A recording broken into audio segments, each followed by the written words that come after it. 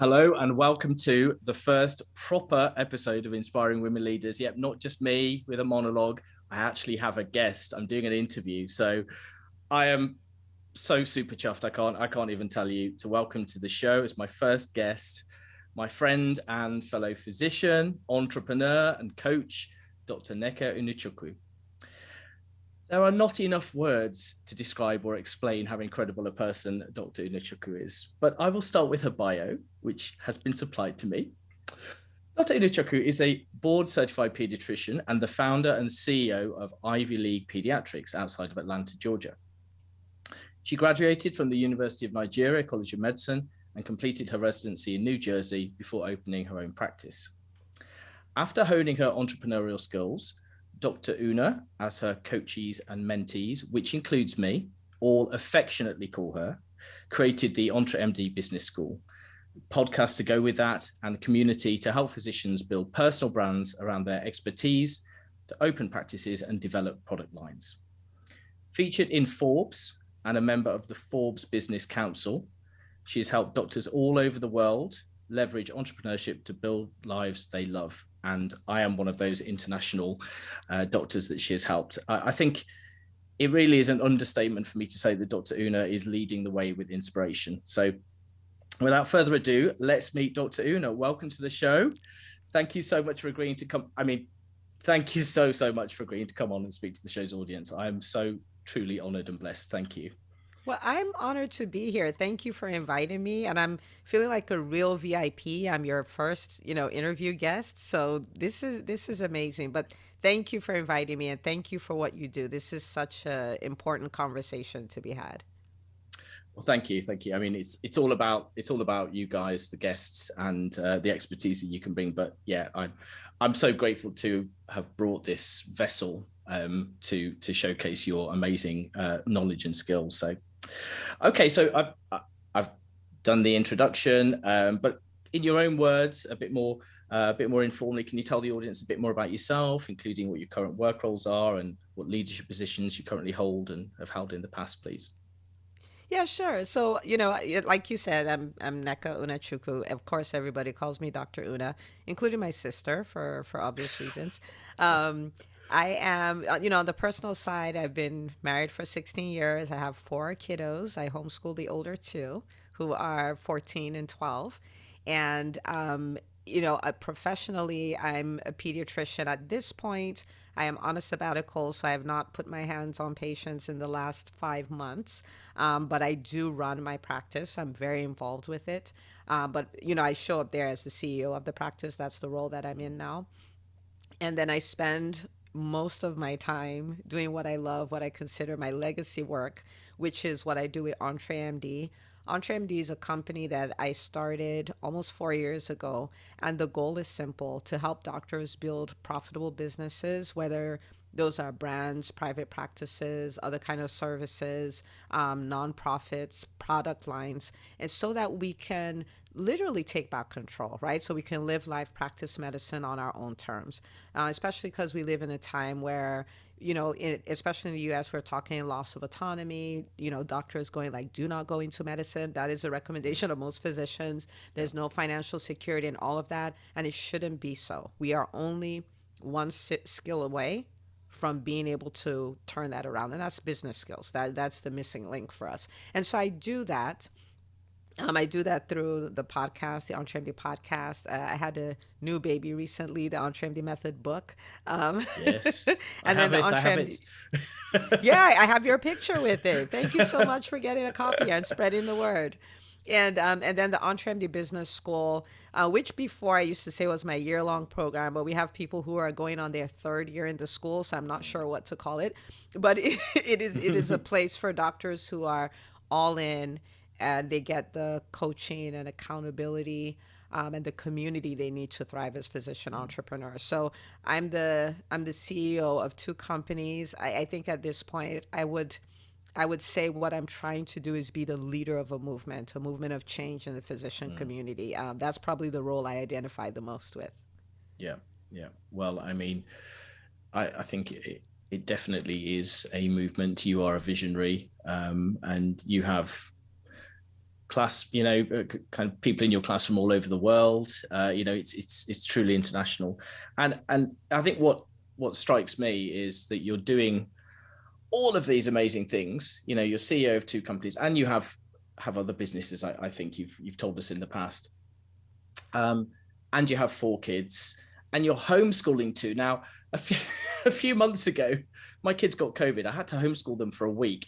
I didn't have any hair on my head. It's growing back now, but I was pulling my hair out. I just don't know how you managed to homeschool 2 Well, kids and do all of this. You are if you amazing. noticed, I said I homeschool the older 2. Yeah. The younger 2 go to school because I will not have any hair left. So Yeah, you're okay. Very good reason for that. Yeah. But yes, I mean, what you say about the community you've created, I mean, honestly, it wouldn't be, if it weren't for the community, I don't even think this podcast would be a thing, would be a concept, because I was in the school for about 9 months, and I made such strong connections with my fellow students, my fellow classmates, and a lot of whom will be coming on the show and have been inspirational to me as well. So I mean, yeah, you are just creating something. It's magical. It really is. And I just needed you to come on the show to show aspiring leaders in medicine and other professions what is possible. So thank you. So, I mean, I could speak to this, what I think of your leadership style, which I think is amazingly great. But how would you describe your personal leadership style? I think my leadership style is, I guess it's what you'd call servant leadership.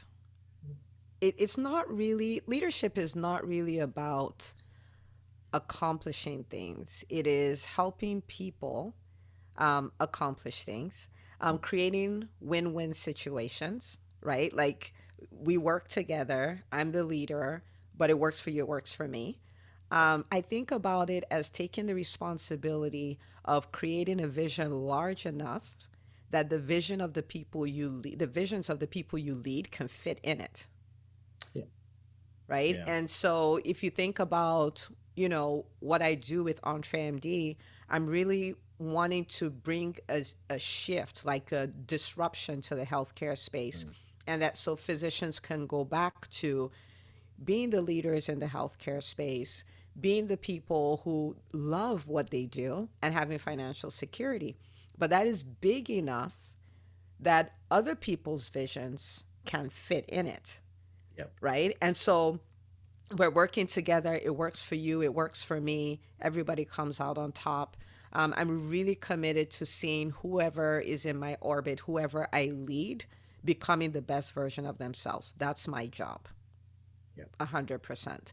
And so I see my leadership that way. It's creating win-win situations. It's not about having a position, having things your way, and other people are at a disadvantage, or they're not really going to start their lives until they walk away from working with you because you're stifling them. You know what I mean? And so it's creating win-win situations. Yeah. Yeah. No, that's great, because obviously there are some leaders who sort of smother people if they feel threatened by them.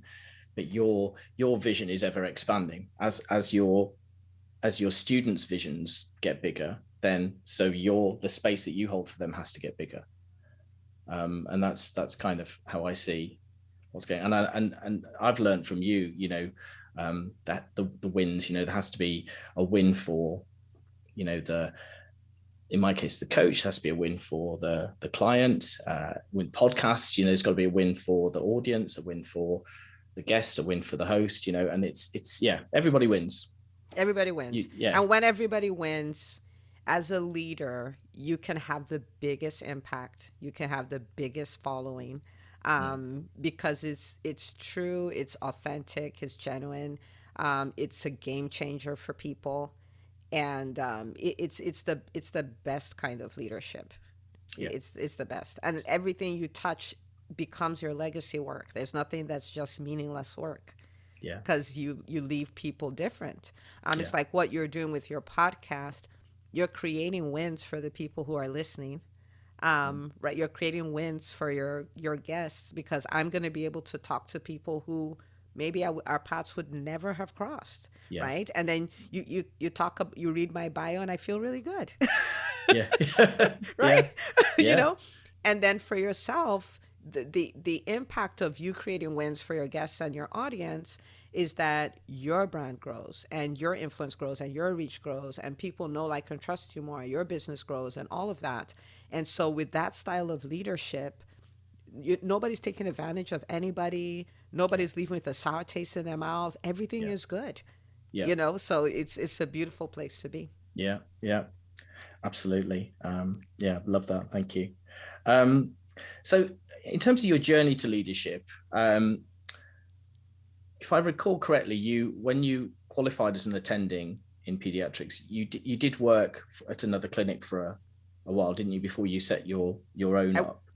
Yeah, I worked for about 12 months thereabouts Mm-hmm. before I started my own practice. Yeah. Yeah. So it was a pretty short journey to becoming CEO of your own clinic, right? So, well, maybe talk a little bit about the EntreMD side of things and your kind of, your leadership journey to that, to becoming who you are now, because you said you set it up about 4 years ago. So Yeah. how has that role kind of like evolved?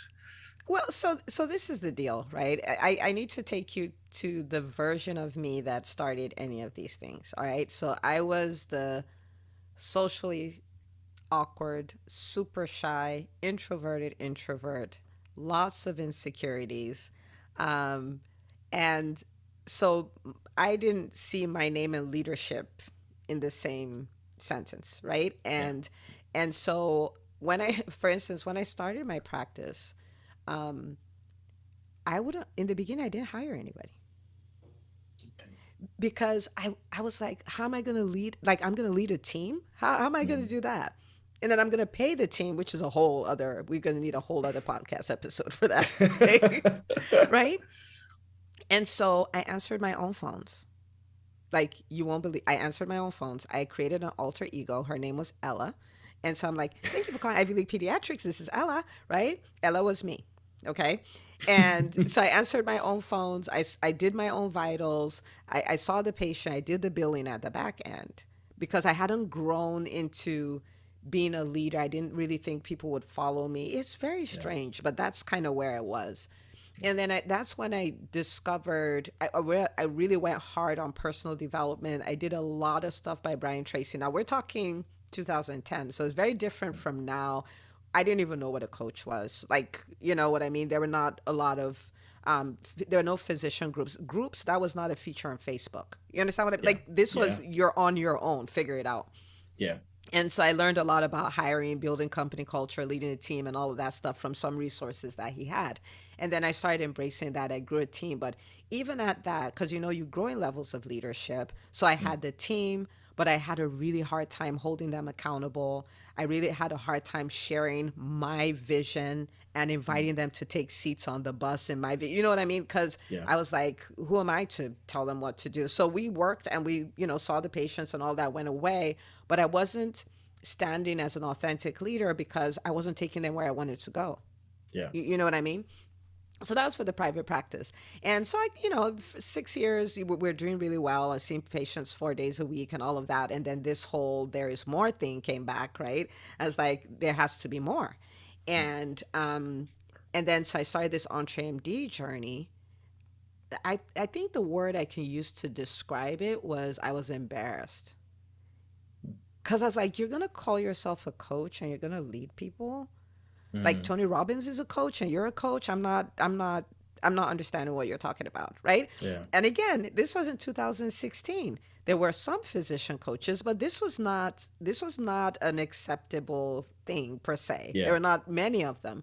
Yeah. And so it was hard to show up as a leader. It's hard to show up as a leader when you're embarrassed by Yeah. what you represent and all of that. And so I had to work on the value that I bring. I had to work on the vision, owning. And I think that was one of the best things I did is I really sat with the vision of what I wanted to accomplish. Right? I'm like, I want to help 100,000. At the time I said 80,000 people because I wanted to help 10% of the physician community. So at the time it was 800,000. And so I want to help 80,000 physicians learn how to build businesses so they can have their lives back. They can Yeah. have the freedom to live life and practice medicine on their terms. And it was the vision that got me, that put me in a position where I was willing to lead. I was Yeah. willing to talk about my vision. I was willing to tell people, come follow me. I was willing Yeah. to tell people, let's build this together. And so for me, a lot, my challenges they were just internal. Hmm. They were internal all the way. And I'm still, I don't think leadership is something you attain. Like, now I'm all the leader I'll be. I think there's a constant evolution, Yeah. and I'm still working on it. Yeah. Yeah. But Yeah. owning the vision, I think, was what made the biggest difference. Sitting with that vision, living it, breathing it, sleeping it. Yeah. And I was like, I cannot not do this. Yeah. Yeah. Yeah. Yeah. It was a calling. Yeah. Yeah. Yeah. True calling. So can you just unpick a little bit more about the mindset then, the kind of the fears and kind of how that affected you initially? Yeah. So, I mean, the fear is basically, I don't even know if it's not even just that it affected me, it stopped me. Like, I Uh-huh. just didn't, the leader me just didn't show up, Yeah. right? Because I was afraid of being rejected. I was afraid of having my ideas rejected because I had not made the difference between my ideas and me. And so if Hmm. somebody rejected my idea, they rejected me, which is not true. They just Okay. rejected my idea, right? Yeah. And so that fear was there. The fear that I was not the kind of person people will follow, and so if they're not going to follow me, then I'm just not going to show up. So Yeah. I just didn't show up. Yeah. And for everybody listening, I think one of the best things we can do for ourselves is become everything we have the potential to be, right? And fear will try to stop us, all along the way. And Dr. Adam, you've read my book, so you know my stance on fear. I tried for years to get rid of this fear. Like, I Mm. cannot wait till I'm free of this fear so I can do what I want to do. Yeah. And one day I was like, I don't know how old I was, but let's say I was 35. I'm like, Dudette, you are 35 years old. And this fear is still here. Yeah. So clearly it's not planning to go anywhere. And we don't if I live to be 90, 100, 120, I'm burning daylight regardless. I'm Yeah. not going to live forever. And so I made a new decision, and the decision was this. I'm going to stop fighting fear. I'm going to let it stay right there, and I'm going to do what I want to do anyway. Mm. The last thing I want to do is be at my 90th birthday when I don't have the time and I don't have the strength to chase after my dreams Hmm. and realize that I didn't do it. Yeah. And I could have, but I didn't. Yeah. I don't want to do that. So I tell people I've done everything I've done afraid. I do my Yeah. podcast afraid. I do the business school afraid. I throw live events with 500 people registered afraid. I do it all afraid, and I don't care. Yeah. I'm not waiting for the fear to go away anymore. I'm good. That is powerful. Yeah. That's really strong. I mean, yeah. And when you start to shift your mindset like that, you start to get into the realm of empowerment. But yeah, I mean, gosh, I'm 47 in July. I've just launched a podcast. I've been thinking about it it'll be 3 years in August. I only got around to doing my website in March, having been coaching for a couple of years, because I was afraid to set out my stall, show my shop window to the world. What's going to happen? People are going to come at me. I'm going to get trolled, and people are going to hate me and not think I'm any good. And the age of 40, 45, 46, still have those fears. But you're right. You just have to It's a bit cheesy, but embrace the fear, I suppose. Embrace and the just can fear. use it. Yeah. Like hug it. Say, come on. Yeah. Like you can stay here, but you don't vote anymore. Your voting rights have been revoked. Yeah. Yeah. You know what I mean? Yeah. And really for anybody who's listening, because sometimes what this does is it provokes a lot of regret. Like, oh man, what if I had done it at 20? What if I had done it at 35? Right? Yeah. And I have a philosophy with regret that I think will be helpful to everyone who's listening, and that's this. If you find out there's something you could have done 10 years ago that you didn't do, there's no point spending the next 2 years wasting time thinking about what you could have done that you didn't, because there's absolutely no way to reverse that. Yeah. Right. And so what I do so that I don't live in regret at all, because I don't live there, is I find somebody else who is currently making the mistake I made, and I help them not make it. Yeah. And so because of that, so for instance, I may say, so that you're saying, oh, I wanted to start my podcast 3 years ago, but I started it today. But imagine that 5 other people start podcasts 3 years earlier because of you.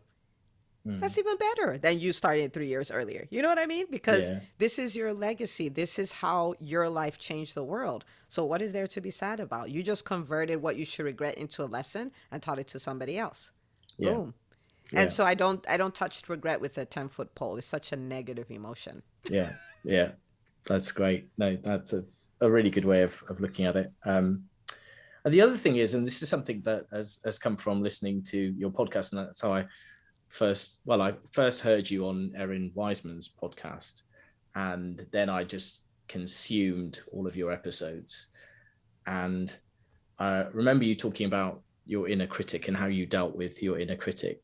Is her name Vicky? Was it Vicky? Vicky. Yes. Because that, like, Vicky and other names are available, but yours is called Vicky. She was a thorn in your side, a pain in your behind. Yeah. So she could have kind of like stopped you on your leadership journey. How did you manage her? How did you quieten her down? So this is the thing. I thought Vicky and I were one and the same. Like the constant, like, oh, you can't do this. Oh, you can't do that. If you go speak at that event, you're gonna lose your words. You're gonna put that program there, nobody's gonna sign up, and you're gonna do this, and people are gonna boo you. Oh, and the negative reviews that you're gonna get. Oh, you're talking to that person. Look at how they're looking at you. They're like, what is she talking about? Like, she's making no sense. Relentless. Yeah. In fact, I'll tell you one that's really funny. I spoke at a conference, the Brave Enough conference, put on by Dr. Sasha Shulkat, and this was about 9 months ago. Okay, so this is recent. Okay, so I'm sitting in the audience. I was going to be speaking the following day. No, I was going to be speaking that day. Okay, but the speaker that went before me was already there doing her thing, and then Vicky starts. Oh, you see that little cord? It was like an electrical cord. You see that cord before the stairs to get on stage? You're going to trip on that, and you're going to fall, and you're going to hit your teeth on the edge of the stairs, and you're going to lose 2 teeth, and there's going to be blood everywhere. And knowing you're going to be like, I'm still going to do my talk, and Sasha's going to be like, you're bleeding. You can't do it. Like, go take care of the bleeding, and then you won't speak anymore. Can you imagine how ridiculous that conversation is? And this is 9 months ago, okay? And I've done a lot of work on my mind and all this. And I'm just saying that to say it's normal. And I'm an Enneagram 6. And I heard somebody describe in a way that made me go like, oh, so I'm not abnormal. He said, these are the people who have pre-traumatic stress disorder. Like, nothing has happened, but they have imagined 100 scenarios of how everything can go wrong. And they're terrified about something that most likely will never happen. Yeah. Right? So I need you to imagine me for years not realizing that these are not my thoughts. You know what I mean? This is not me, right? Yeah. And so the power in naming Vicky for me was that you are crazy and I am not, right? Yeah. Like, is that distinction between, all these crazy thoughts. So when the crazy thoughts go, I just recognize there will always be crazy thoughts. Yeah. But I'm very clear that those are not my thoughts, and those will not stop. And those, I do not make decisions based on that. Yeah. Because before I did, Yeah. right? Oh, you're not the kind of person who can speak, then I wouldn't speak. Yeah. Oh, you're not the kind of person who can build, like with the business school. It was like, oh, hang on. Harvard has a business school. Emory has a business school, which is the big university in the state where I live, and you have a business school? Like, who's fooling who? What is going on here? Right? But at that point, I had already realized like that is not going away, but that Yeah. does not get to vote. Yeah. Right? Like Yeah. I can hear it, it can be in my mind, but it doesn't get to vote. So yes, I heard it. Yes, I still started the business school Yeah. because Vicky doesn't get a vote anymore. Yeah. So for me, it was just the power of separating that narrative that's Yeah. not going to go away, Yeah. and just taking away its power to vote. So I can feel fear, I can hear all of that and still do what I'm supposed to do. Yeah. Yeah. So maybe some people have gotten rid of it. Not a thing for me. And Yeah. I was like, I'm not waiting for this one more second. I'm Yeah. and Yeah. I've been in the room with some people who are really powerful CEOs running $500 million companies and all of that. They still have the same narrative going on in their heads. Yeah. And so I was like, wait a minute. They went all the way to 500 million. They're still thinking these crazy things. Yeah. We might as well just do what we need to do and Yeah. stop trying to make it stop. Yeah. Yeah. Yeah.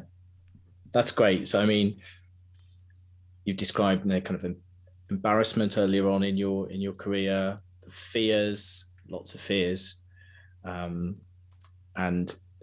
the negative mind chatter, the Vicky and so on. And you've explained beautifully how you've navigated all of those, because these are things that will trip up wannabe leaders for sure. I'm too embarrassed. I can't possibly ask someone to do something, or I'm too afraid to do that, or my Vicky or whatever is in overdrive. So that's fantastic. All very real potential scenarios with practical ways to navigate them. So thank you for that. So, in addition to that wonderful advice about kind of dealing with your own internal challenges, do you have any other advice for our listeners on how to become strong and kind and compassionate leaders? I have two, maybe. Let's do two. I'm generous. You can have a third. Okay, look, you started it. 3 hours later, I'll still be going. I'm kidding. I think the first thing is to recognize that you're not static, you're dynamic. So when I started off my private practice, I felt like I was the kind of person who could not run a wildly successful private practice. I didn't have any business training, didn't have the experience. I just couldn't, right? I was shy, I was an introvert, and all the things. And so when I looked at people who had really great practices, my conclusion is they're great at that, and I am not. The end. And when I went on my personal development binge, then I heard Brian Tracy make a statement that, not heard, or I read it in a book. He said, all business skills are learnable. That was such a pivotal moment for me. All business skills are learnable. I'm like, hold up. I'm a physician. If there is anything I can do, I can learn, right? And that automatically, bigger practices were not better than me. They just had skills I didn't have. And you're not born with skills. I can acquire them. Yeah. And so what that means is, as a leader, don't think that where you are is a lid or you're capped. You're not. You can become better. You can become like the leaders you are inspired by. You can become, the leader that you've had the vision that you can be. You are not static. You are dynamic. You can change. It is so critical that we understand that. Yeah. And when you think about it, the human potential, nobody really knows what the cap is. Okay? Yeah. If I told you 10 years ago that a man is going to be trying actively to put people in Mars, you would have been like, what is this, a sci-fi movie? What are you talking about? But we have somebody who's actively trying to do that. Yeah. Do you see what I mean? So I say that to say nobody really knows what the end of our potential is. Yeah. So you might as well own your dream and chase it down because it's within reach, right? But you can change. You can.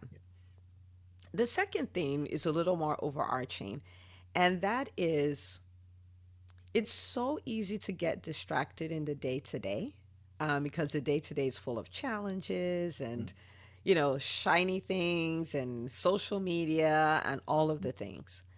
One of the things that's kept me, I think, on the straight and narrow is the relationship I have with my 90-year-old self.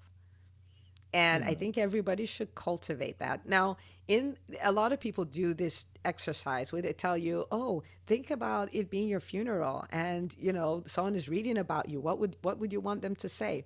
For me, it was just too morbid for me to attend my funeral that many times. I'm just like, I'm not going to do that. No, it's too much. It's too much. And so, not that I'm scared of dying, but who wants to relive their funeral like a gazillion times? And so I replaced it with my 90th birthday. Okay. See, that's happy. So at that birthday party, someone stands up to read about your life. What do you want them to say? Like, really think about it. Take time and write it down. Attend the party. Imagine what you're wearing. Imagine the people there. Imagine your family around there. Imagine the people whose lives you've impacted there. And they get up to read this thing about the different areas of your life. What do they say? Then when you're done defining that, come back and start creating that. Now, what does that have to do with leadership? As a leader, it will make you own your vision. It will make you pay the price to become a better leader. It will make you realize how important it is to invest in people, because money is important, but it is not more important than people. Money is important. It is not more important than the legacy that you leave. Impact is the biggest currency, right? And so that kind of puts that in perspective and helps you make decisions that matter in the long term, not just decisions for the short term, right? So building that relationship with your older self, your older, wiser self that has shorter time, makes you make really wise decisions now. And so those are the two things I would say. Awesome. They are very wise. Thank you. Yeah, no, appreciate those. Okay, so I suppose, have you got any kind of, in a nutshell, take-home leadership messages for the listeners? You are the center of gravity of your life. Change you and everything changes. It's easy to blame situations. It's easy to blame people. It's easy to blame your upbringing. It's easy to blame everything on the outside. And those may be valid. So it's not that it isn't. It's just that when you change, everything changes. And so you may be leading people that are giving you a hard time. Do you know, I've learned that it's the leader. Like, all my staff are crazy. They're all led by you. You hired them. You kept them.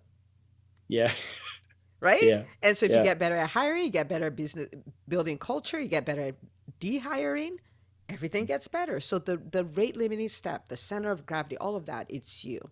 And so do everything you can to make you better. Do everything you can to take 100% responsibility for your life and the outcome of it, and make it what you want it to be. Make you better. Yeah. It's all you. It's all me. Yeah. I love that. That's very profound. Yeah, that's great. I'm gonna let that percolate over the day. I love that. Thank you. Okay. All right. Well, can you tell us what you're currently excited to be working on that you'd like to share with the listeners? Oh, I'm always working on something, Dr. Adam. That is the truth.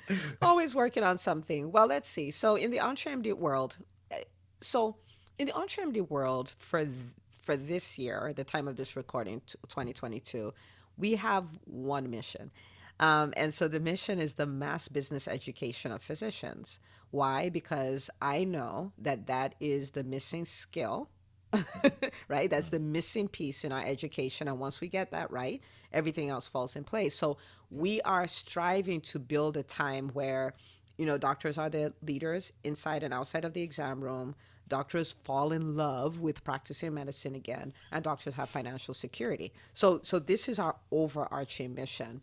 And so, of course, we're doing that, with the EntreMD podcast. So we're pushing that into as many ears as we can.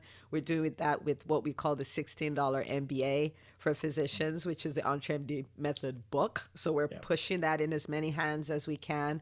Grateful it got to your hand, Dr. Adam. The day And was then released, I think. yeah, I think so.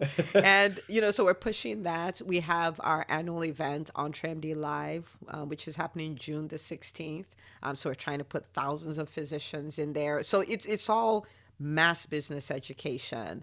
And then, of course, with the EntreMD Business School, it's always about how can I help them build those 6 and 7 and multiple 7-figure businesses faster and better.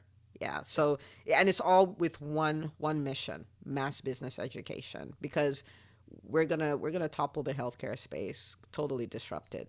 It's that time for physicians. Yeah, definitely. I love that. Love that mission. So if any of the listeners would like to reach out to you, what's the best way for them to do so? Yeah. So they're already on a podcast platform, so they can search EntreMD, ENTREMD, and we can always continue the conversation there, and then everything else would be on my website, entremd.com.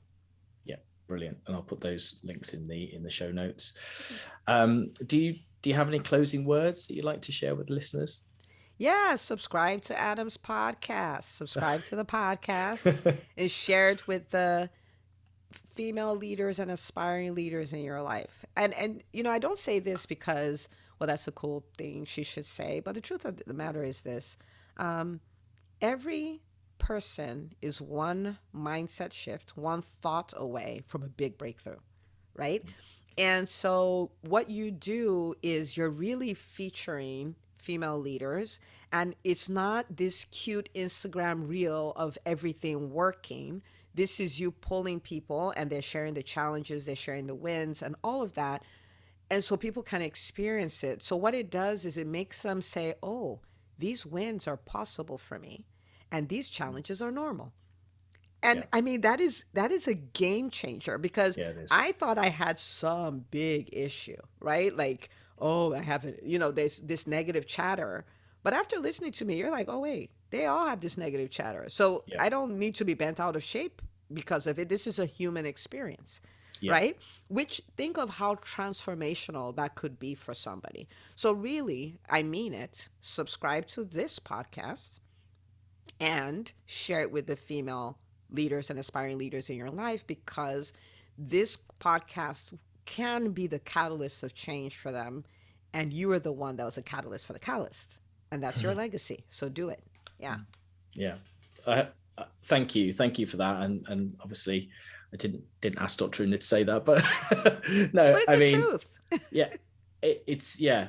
I'm ambitious for the show. I think it could be transformational, as you say. It could really help give practical know-how to aspiring leaders, and make the next generation of leaders way better. And for our children, for our daughters. Yeah. It's really important to me. So, um, well, I think all that remains to be seen is thank you again so much for coming on my show, sharing all your wisdom and wonderful advice with the audience. There could be no one else to be my first guest. You have been a huge inspiration for me, and you've been instrumental. And I said before the show, um, I I wouldn't even conceive that I could have a podcast of my own if I hadn't started listening to EntreMD, those sort of 2.5 years ago or whatever. And you just continue to inspire me and classmates, and I'm inspired by what they do. So thank you for everything you do, and thank you for being my first guest. I'm so honored, genuinely. Thank you so much for having me. I'm going to be bragging about this for a long time. They're like, oh, look at what his podcast is. I was like, I was the first guest. Did you see my episode? I hope I'll be so. I hope you bragging can about dine it. out on it. Oh, no, I will be bragging. Just watch. Fantastic. Well, thank you again and have a wonderful day.